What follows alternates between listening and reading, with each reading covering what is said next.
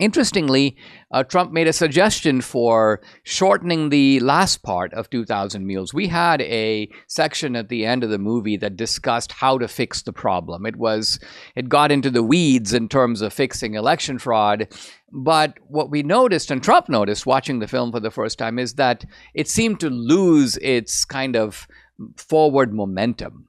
It's almost like if you are, watching a great movie like, let's take The Shawshank Redemption, for example, and you have a panel discussion at the end about how do you fix the problems at Shawshank? How do you reform? What kind of penal reform would work so that these kinds of things don't happen again? Well, it would actually ruin the movie, because the movie is a story. And the story ends with an escape.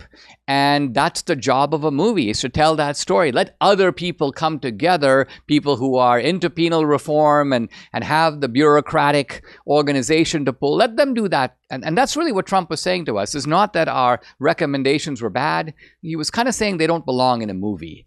And it hit me. And this is kind of a rarity where us, even a small team of us, Debbie and me and my partner and friend Bruce Schooley, we look at each other and we're like, he's right.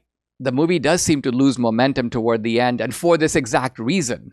And so, as it turned out, we pulled that section out. And again, it wasn't because, Trump instructed us to do it. It was that we realized that he was on the money. He was right. Then Trump comes to the premiere at Mar-a-Lago. We have a huge crowd, 800 people, thereabouts. And Trump watches the movie again. We didn't think he would. We thought he was going to pretty much say a few words, which he had agreed to do, and take off. But he sits down and watches the movie a second time. But this time, very interestingly, he comments about the technicalities of the movie. And that's when I realized that this guy is really something very significant about Trump. He is interested in the making of culture.